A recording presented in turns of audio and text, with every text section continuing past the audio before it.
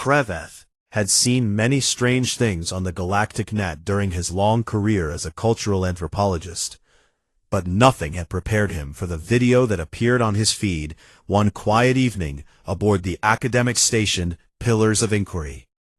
The video had been posted on a platform called Interspecies Moments, which was the largest xenocultural sharing board in the known galaxy, a place where beings from 9,000 star systems uploaded clips of their daily lives among other species.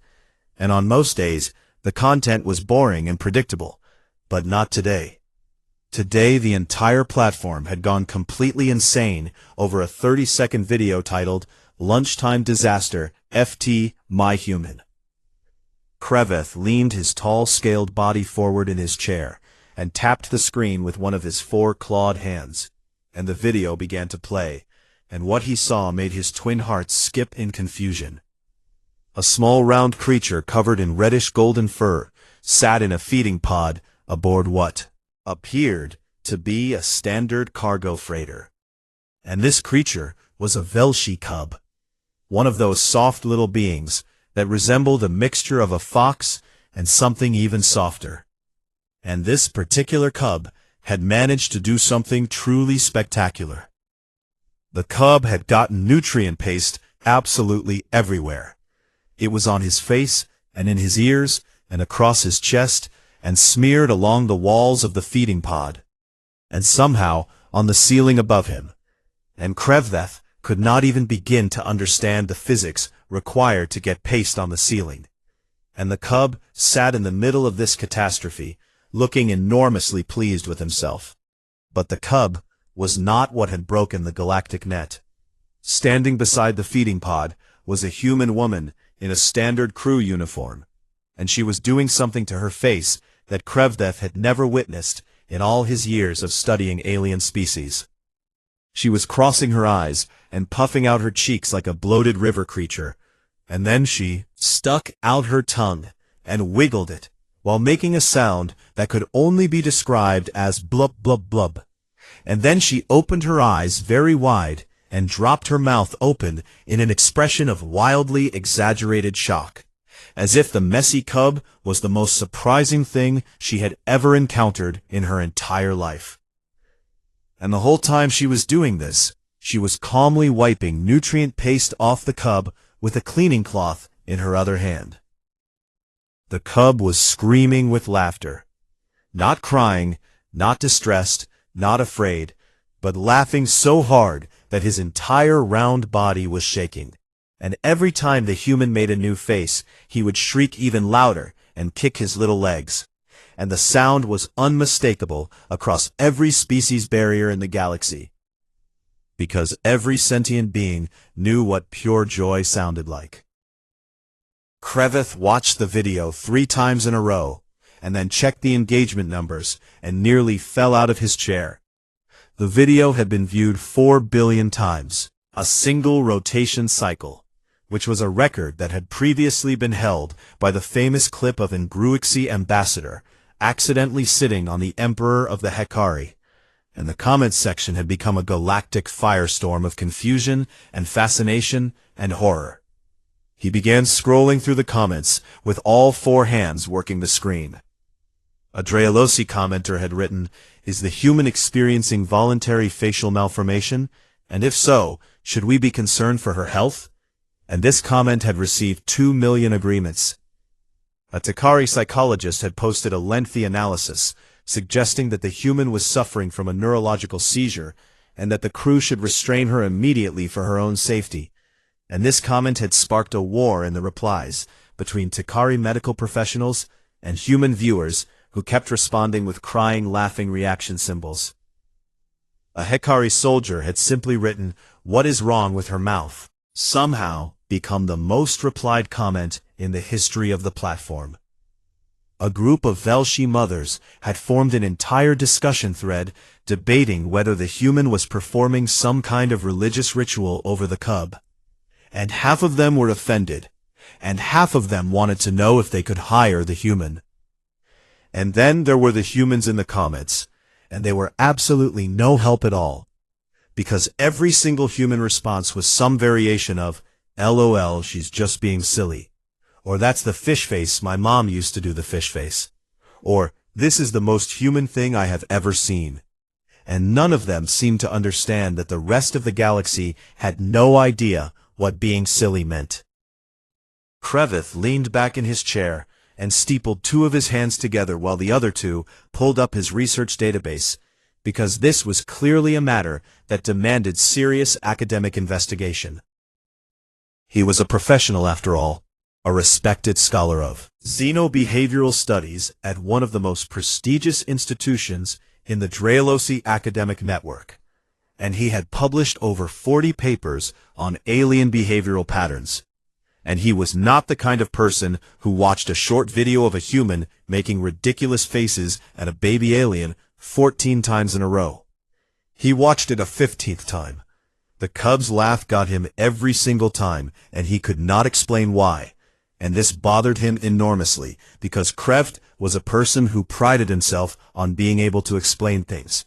And the fact that a 30-second video of a human woman going cross-eyed while wiping food off a small furry creature had become the most watched content in galactic history suggested that something very significant was happening here, something that the academic community had completely failed to understand about humans. He opened a new file in his research database and typed a title at the top: Voluntary Facial Distortion as Interspecies. Caregiving Behavior, a preliminary investigation into human behavioral anomalies. He stared at the title for a long time. Then, he minimized the file and watched the video again. And this time, he noticed something he had missed before. Something small but important. The human woman's eyes were soft. Behind all the ridiculous faces and the crossed eyes and the puffed cheeks and the tongue waggling, her eyes were incredibly gentle.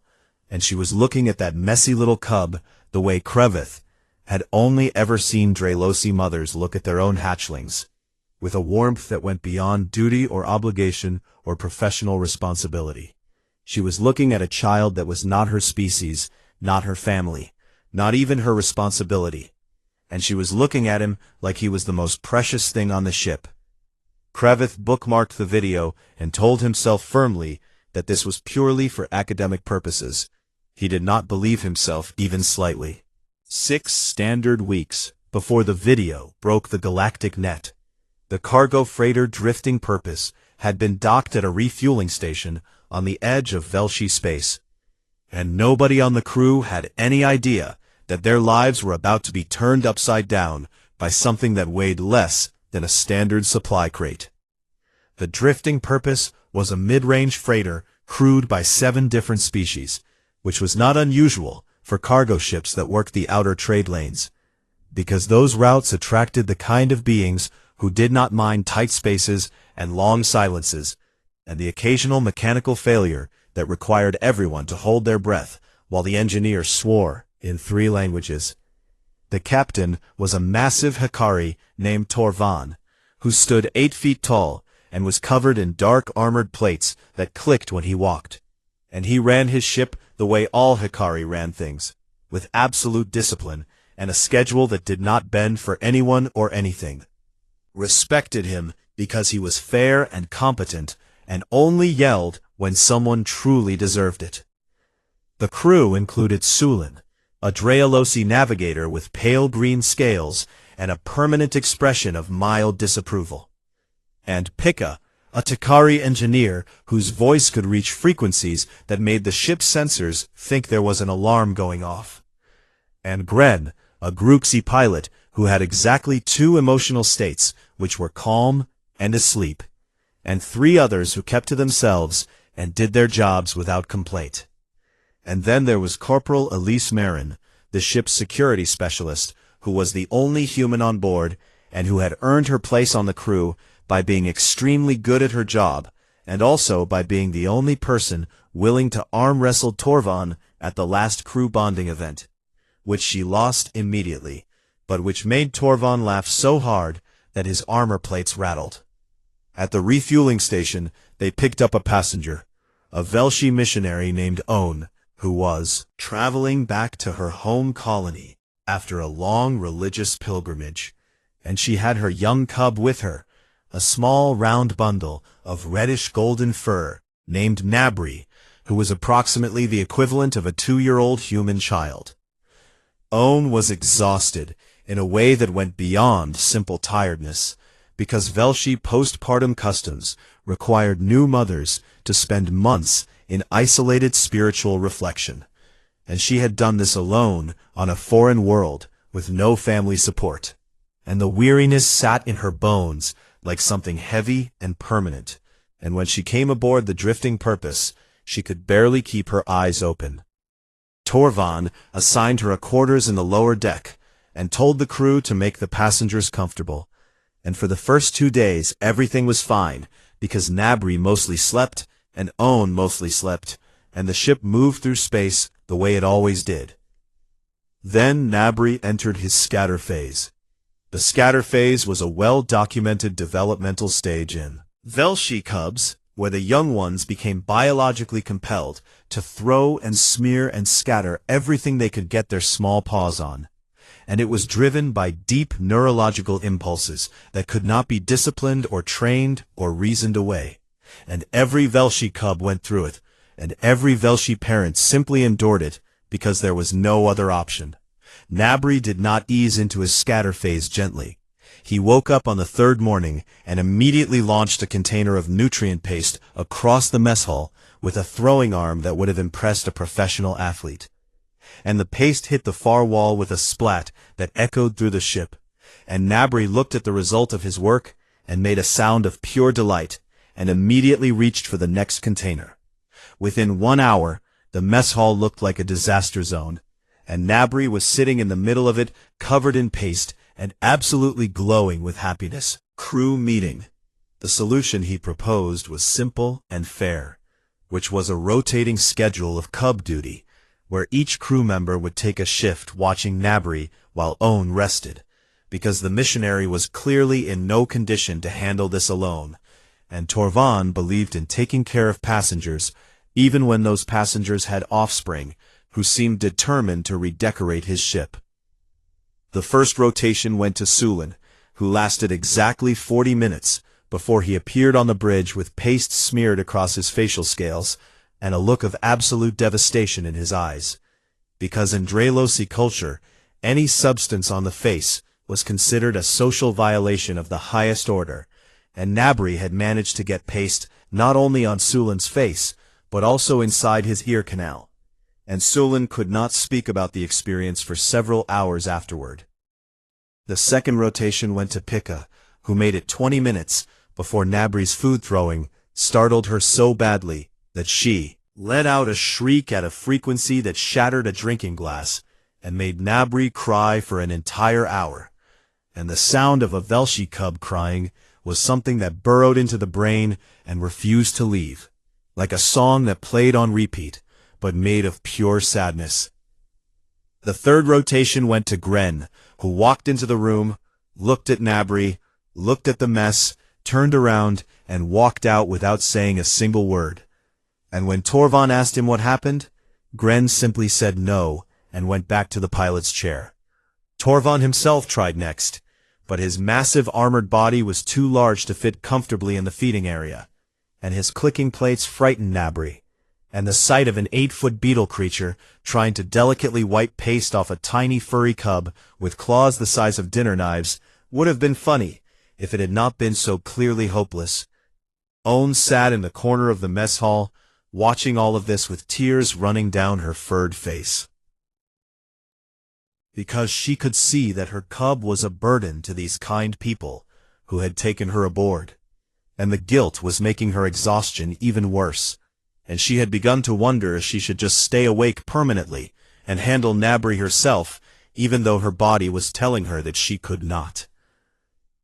And then Elise walked into the mess hall during the 5th failed rotation, which had involved one of the quieter crew members fleeing the room after Nabri threw paste directly into an air vent. And she stood in the doorway, and looked at the chaos, and looked at Nabri, and looked at the defeated faces of her crewmates.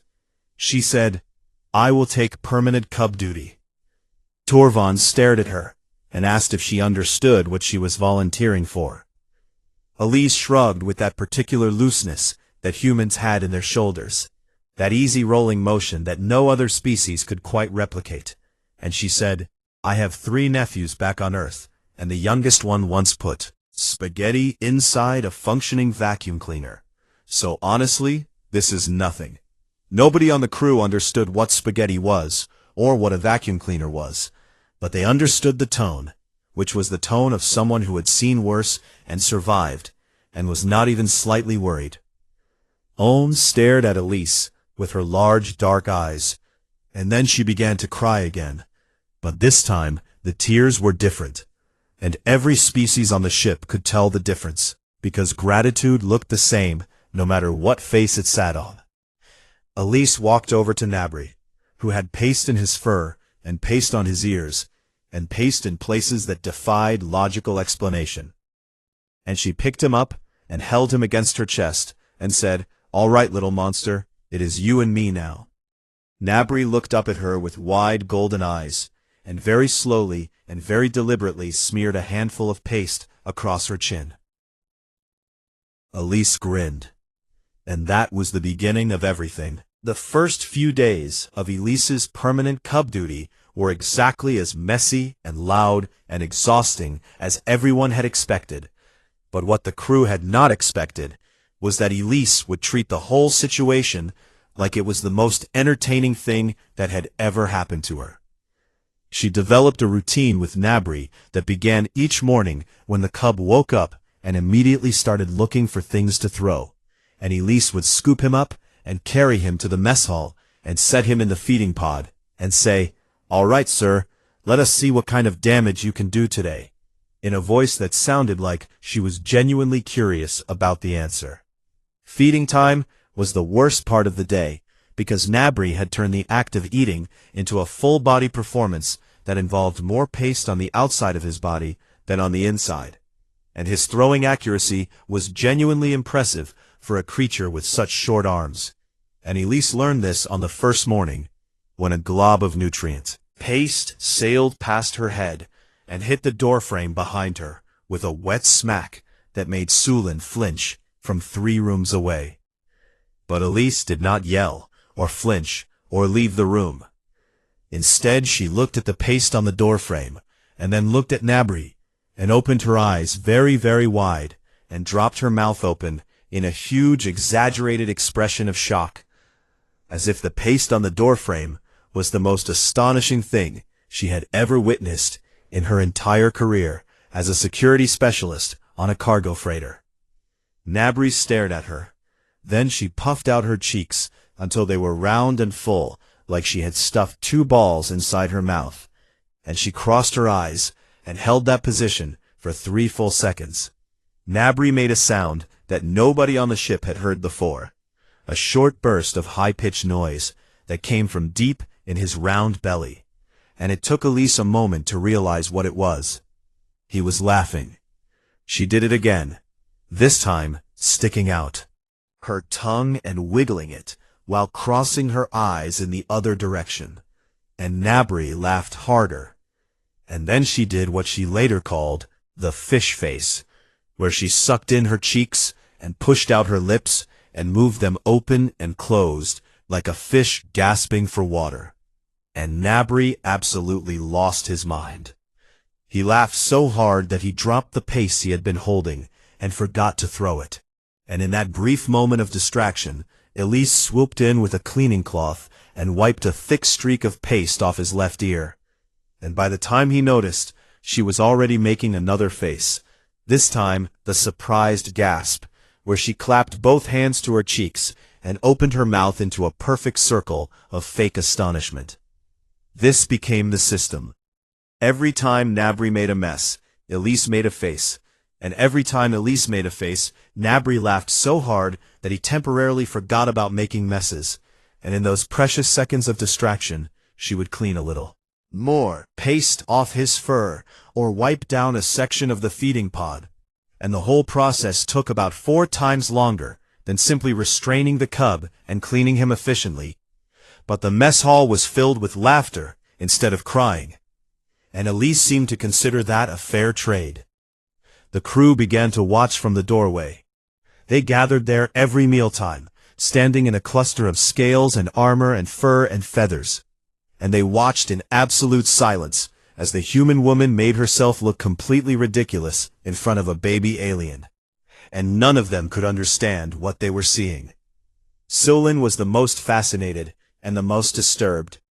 And he began taking notes on his personal datapad, recording each facial expression and its effect on the cub, with the detailed precision of a trained academic.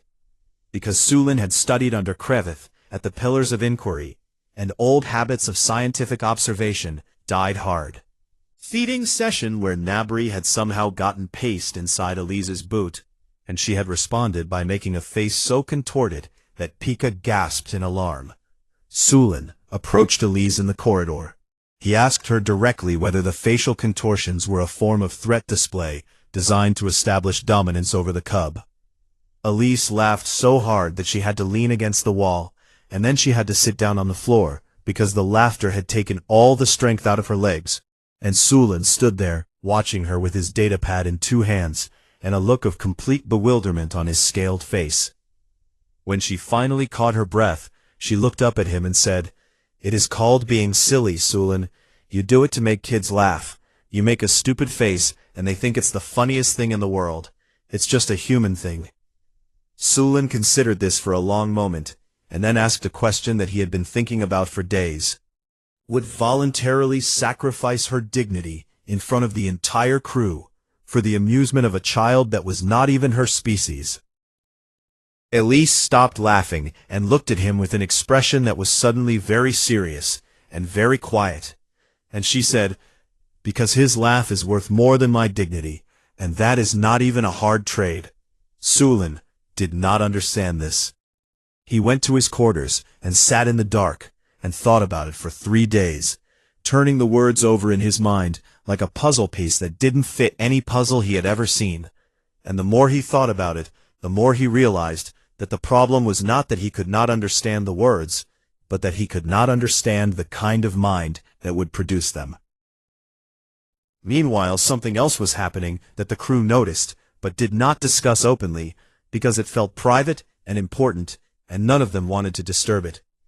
Nabri had begun to seek Elise out, not just at mealtimes, but at all hours.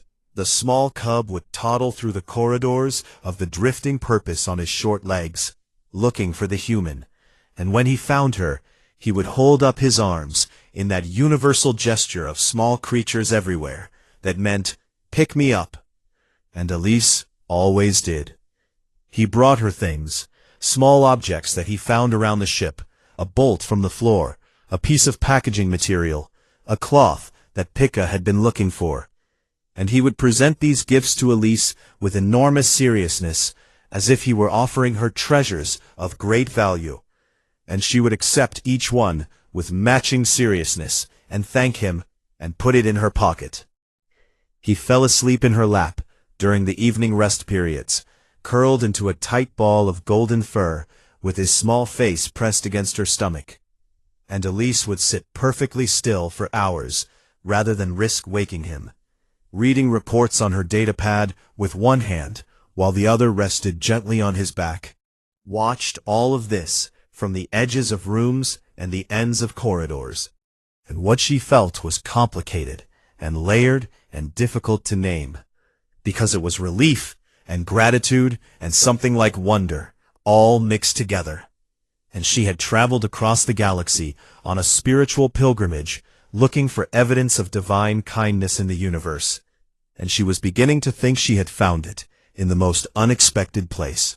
One evening, Owen approached Elise while Nabri slept in her lap, and she knelt beside the human and said very quietly that she did not know how to thank her.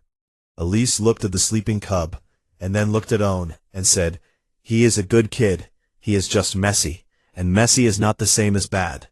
My mom used to say that the messiest kids are the ones with the most life in them." Owen touched Elise's hand very gently with her furred paw, and said nothing, because some things did not need words. And in the doorway, Sulin stood with his datapad forgotten at his side, watching the human and the Velshi mother and the sleeping cub. and he finally began to understand what dignity actually meant. The nebula had been on the star charts for as long as anyone could remember, a swirling mass of violet and orange gases that the navigational databases classified as unstable but passable, which was the kind of description that made experienced spacers nervous, because unstable but passable usually meant fine until the one time it was not fine. The drifting purpose entered the nebula's outer boundary on a Tuesday by ship time, and for the first 6 hours, everything was exactly as the charts predicted, with minor radiation fluctuations and some static on the communication arrays, and nothing that Sulan could not handle from the navigation console with 2 of his 4 hands. Then the nebula pulsed. It was not supposed to do that, and Sulan's console lit up with warnings that he had never seen before. And before he could even call out to Torvon, the ship was hit by an energy cascade that rolled through the hull like a wave of invisible fire, and knocked out every system on the lower decks in the space of 2 seconds. The lights went dark, and then came back in emergency red, and Torvon was already on his feet and shouting orders with the booming authority that only a Hikari captain could produce. And Pika was sprinting toward the engine room, and Gren was fighting the controls as the ship shuddered around them. But the worst part was not the power failure, or the shaking, or the alarms. The worst part was the atmospheric filters. The energy cascade had burned out the filtration system in the lower deck compartments, and without those filters, the toxic particulate that existed naturally in nebula space began seeping through the hull microfractures and filling the lower corridors with a thin haze of poisonous dust that smelled like burnt metal and tasted like death. And the lower deck was where Own and Nabri's quarters were.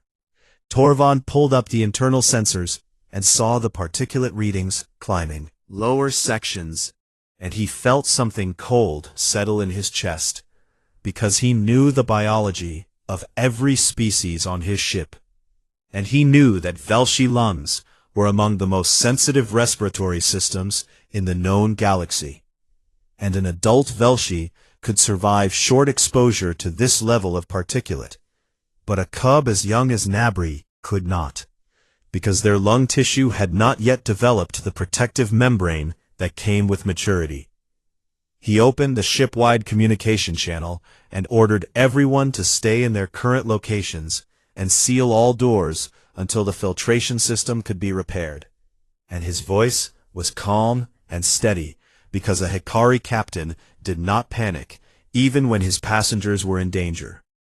Elise was on the upper deck when the order came through, and she heard it clearly, and she understood it completely, and she ignored it entirely. She grabbed a maintenance cloth from the nearest supply locker and wrapped it around her nose and mouth as a makeshift rebreather. And it was not a real filter, and it would not protect her fully. But human lungs were built different from most species in the galaxy, tougher and more resilient, evolved from ancestors who had breathed volcanic ash and desert dust and the smoke of 10,000 campfires. And she estimated that she could survive in the contaminated zone for roughly 4 minutes before the damage became permanent. 4 minutes was enough. She hit the emergency release on the sealed corridor door and plunged into the lower deck. The haze was thicker than she expected, a swirling gray-violet dust that stung her eyes immediately and tried to crawl down her throat past the cloth, and she could feel it on her skin like tiny needles, and every breath she took was shallow and hot and wrong. But her legs kept moving, because somewhere ahead of her in this poison fog was a small golden cub who could not breathe. She found the quarters in 90 seconds, with her body curved over Nabri in a protective arch, using herself as a living shield to keep the dust away from her cub, and her breathing was ragged and wet, and her eyes were barely open. And Nabri was beneath her screaming with fear, his small lungs already struggling. Elise did not hesitate. She pulled the filtration cloth from her own face and wrapped it around Nabri's nose and mouth first, pressing it firmly against his small snout. And then she scooped him up with one arm and pressed him tight against her chest, where her body heat and her jacket created a pocket of slightly cleaner air. With her other arm, she hauled Owen up and over her shoulder in a carry that she had learned in military training and had never expected to use on an alien missionary. And Owen was heavier than she looked, because Velshi bones were dense. But Elise's legs did not care about weight right now, because adrenaline was a human invention that the galaxy had never fully understood. Appreciated. She ran. The corridors stretched ahead of her like a tunnel of red emergency light and poison dust, and her lungs were burning and her eyes were streaming, and every breath felt like swallowing broken glass. And she could feel Nabri shaking against her chest, his tiny heart hammering so fast it was almost a vibration. And she ran harder. She made it to the sealed door in 2 minutes and 40 seconds. Gren was on the other side, because he had seen her on the internal cameras, and had opened the door against orders, and he grabbed on from Elise's shoulder without a word, and carried the Velshi woman toward the medbay. And Elise stumbled through the doorway, with Nabri clutched against her, and the door sealed shut behind her, and she fell to her knees, coughing so hard that she could not see. The medbay was organized chaos when she got there, with the ship's medical officer working on On's lungs, and Sulin running scans, and Torvon standing in the corner like a dark, armored mountain, watching everything, with eyes that missed nothing. Owen was unconscious, but stable, and the medic said her lungs would recover with treatment, and the relief that went through the room was like a physical wave that everyone felt. But Nabri was not okay. The cub was hysterical, screaming at a pitch that went beyond sound and into something that felt like a blade in the chest, and his small body was rigid with terror, and his golden eyes were wide and unseeing, and he was thrashing so hard that Sulin could barely hold the scanner steady. And the medic looked at the readings and said quietly that the cub's heart rate was dangerously high, and that if the stress continued, it could trigger a cardiac event in a body this young. Everyone tried to calm him. Sulin spoke to him in the gentle tones that Drealasi used with their hatchlings, but Nabri did not recognize the sounds, and Torvon tried to create a calming vibration with his armor plates, but it only frightened the cub more. And Pika started to hum at a soothing frequency, but Nabri screamed right over it. And nothing was working, and the heart rate monitor was climbing. Elise pushed herself up from the bench where she had been sitting and coughing and trying to breathe with lungs that felt like they had been scrubbed with sand. And she walked over to the examination table where Nabri was thrashing, and she reached out with hands that were shaking from oxygen deprivation, and she picked him up. She held him against her chest the way she always did, with one hand supporting his back and the other cradling his head. And he was screaming, and she was coughing, and both of them were a mess. Then she looked down at him with her bloodshot, watering eyes, and she made the fish face. Nabri hiccuped. His scream broke for just a second, just a tiny crack in the wall of his terror, and he stared at her with wet golden eyes, fish face, for another 2 seconds, and then switched to the crossed eyes and puffed cheeks combo. A sound came out of Nabri that was not quite a laugh, but was no longer a scream. Something fragile and uncertain and trembling, like a small light trying to stay lit in a storm. Elise did the full routine, the wide eyes and the tongue waggle and the surprised gasp, where she clapped her hands to her cheeks. Except she could only use one hand, because the other was holding him, so she did a half gasp, which somehow looked even more ridiculous. And Nabri laughed. It was wobbly and wet and broken in places, but it was a laugh. And he reached up with both paws and grabbed Elise's face, the way he always did when she was being silly. One paw on each cheek, and he squeezed, and she let him, and she made the fish face again, with his paws squishing her cheeks, and he giggled. Really truly giggled. The heart rate monitor began to drop. The medbay went completely silent, except for the sound of a small cub laughing, and a human woman coughing between silly faces, and every single being in that room stood perfectly still, and watched a woman with scorched lungs and burning eyes make herself look absolutely absurd, because a baby needed to remember that the universe was not only made of fear. Sulin stood in the doorway, and felt something shift inside his chest, not in his heart, but somewhere deeper, somewhere that did not have a name in the Dralosi language.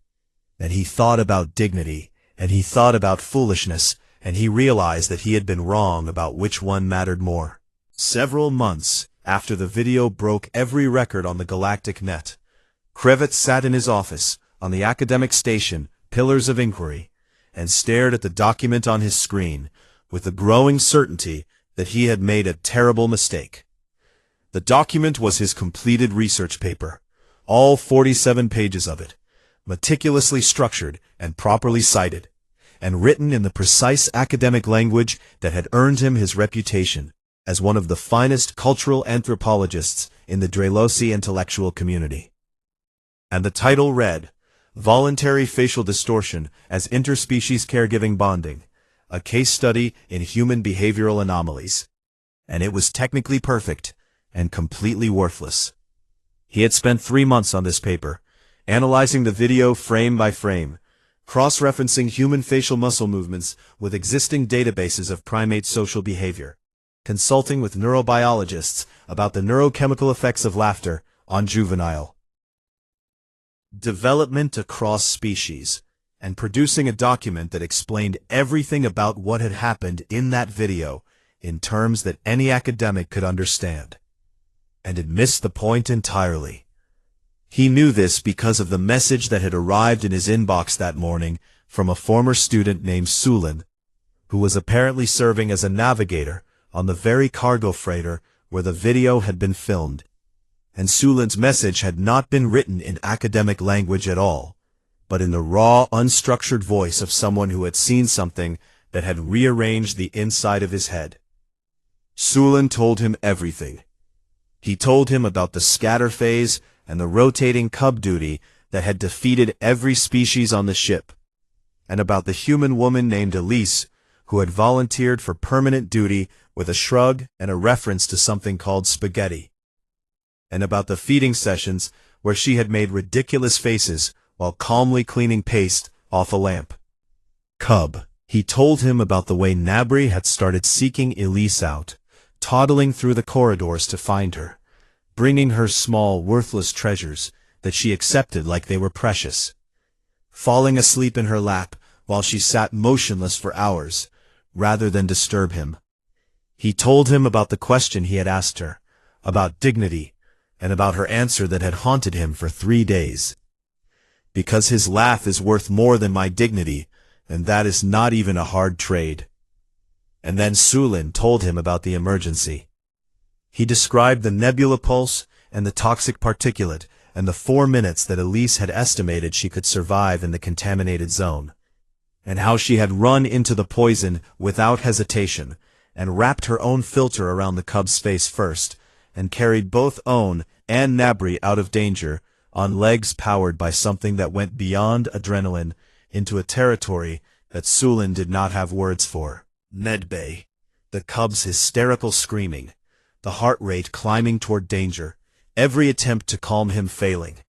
And then Elise, coughing and half-blind with scorched lungs, picking up the cub and making the fish face.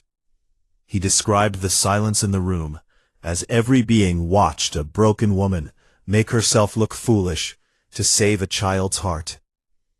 Graveth read this part of the message 3 times, and each time he felt something crack a little wider in his understanding of things. And then Sulin told him the last part, the part that had happened when the drifting purpose finally docked at the Velshi colony world, where Own and Nabri were to disembark. The crew had gathered at the airlock to say goodbye, standing in their odd assortment of shapes and sizes, scales and armor and fur, and Own had embraced each of them in turn with the deep formal bow that Velshi used for those they considered family. And then she had turned to Elise and held her for a long time, speaking because some debts were too large for words. And then it was Nabri's turn. The cub had been standing beside his mother, holding her paw, and he had been looking up at Elise with those wide golden eyes. And when On gently tried to lead him toward the airlock, he would not move. He would not let go. He grabbed the leg of Elise's uniform with both paws and held on with a strength that no one expected from someone so small. And he looked up at her and made a sound that was not a word in any language, but that every person in that corridor understood, because it meant, "Please, do not go." Elise knelt down. She knelt on the cold metal floor of the airlock corridor, and she looked at Nabri at his own level, eye to eye. And Sulin wrote that her face in that moment was the most human thing he had ever seen, which was a strange thing to say about a species he had lived alongside for months.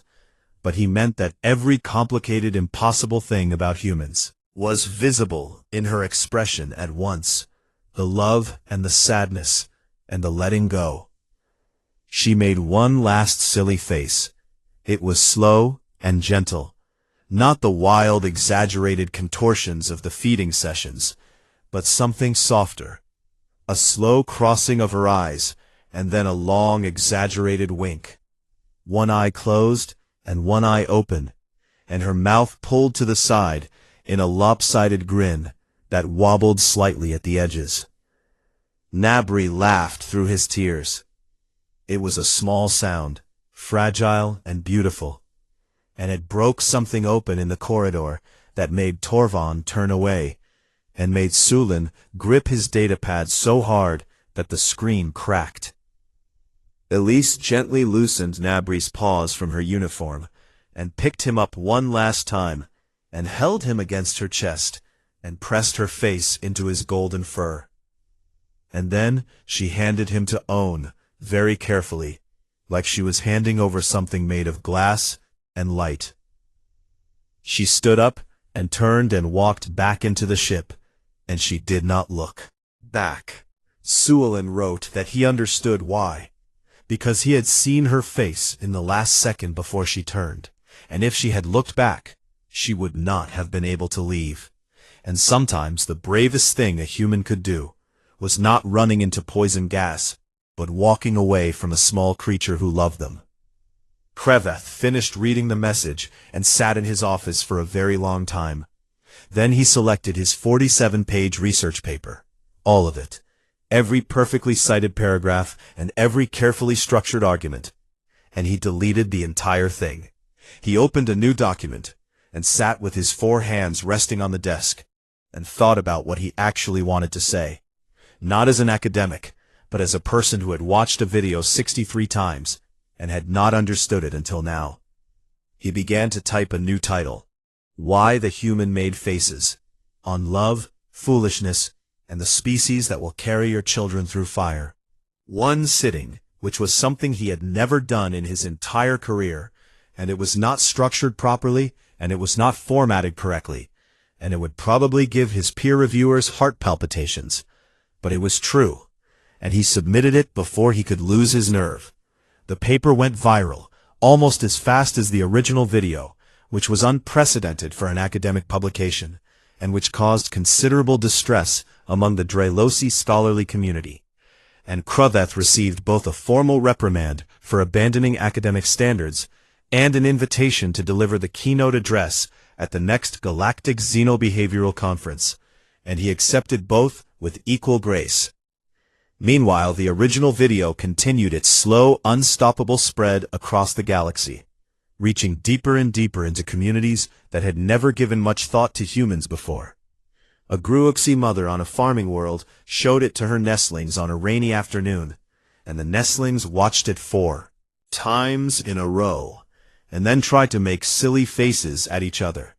And their attempts were terrible, because Gruoxi faces did not bend that way, but they laughed at each other's attempts, and their mother watched them and felt something warm bloom in her chest. A Takari elder on a space station watched it alone in his quarters 3 times without saying anything to anyone, and when he was finished, he sat in silence for a while, and then sent a message to his estranged daughter that simply said, "I am sorry I was never silly with you." A Hekari soldier on a military vessel saved the video to his personal archive, and did not tell any of his squad mates. Because Hekari soldiers did not watch videos of humans making stupid faces at baby aliens, except that 3 of his squad mates had also saved it, and none of them told each other, and all of them watched it on difficult nights when the universe felt too hard and too sharp. A Velshi community leader shared it at a council meeting as evidence that humans should be welcomed as permanent residents in Velshi colonies, and the motion passed unanimously, and nobody in the council chamber could quite explain why they were all crying. And on a small Velshi colony world, in a worn dwelling filled with the smell of home cooking and the sound of a mother humming, a cub named Nabri walked past a mirror in the hallway and stopped. He looked at his reflection. He tilted his head, and his golden eyes went wide with curiosity. And then very slowly and with great concentration, he tried to cross his eyes. He could not quite manage it, so instead he puffed out his furry cheeks and stuck out his small pink tongue, and the face that looked back at him from the mirror was ridiculous and wonderful, and nothing at all like the face the human used to make, but it was his version of it, his own silly face. And he laughed. He laughed so hard that he fell over sideways onto the soft floor, came running from the kitchen to see what had happened, and found her cub lying on his back, giggling at nothing. And she did not understand what was so funny, but she knelt down beside him and laughed too, because laughter was like that. It did not need a reason. And halfway across the galaxy, on a cargo freighter that had moved on to new routes and new jobs, a human woman sat alone in her quarters during the evening rest period and looked at a small dented bolt that she kept in her pocket. A worthless object that a golden cub had once offered her like a treasure. She held it in her palm and smiled, and the smile wobbled at the edges, the same way her last silly face had wobbled, because love was like that too. It did not stop just because the distance was measured in light years. But she kept the bolt, and she kept the smile, and somewhere deep in the part of her chest where humans kept the things that mattered most, she kept the sound of a small laugh that had been worth more than dignity, more than safety, more than the entire galaxy and everything in it.